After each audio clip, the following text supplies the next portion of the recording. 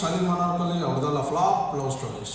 One and only ಅಚ್ಚುದ್ ಮಾತ್ರ top love story. ಸರಿ ಮುಂದೆ ಹೇಳ ಬಾಬಾ. ಅಂದ್ಲು ಆ ದಿನ, ಅಂದ್ಲು ಈ ದಿನ.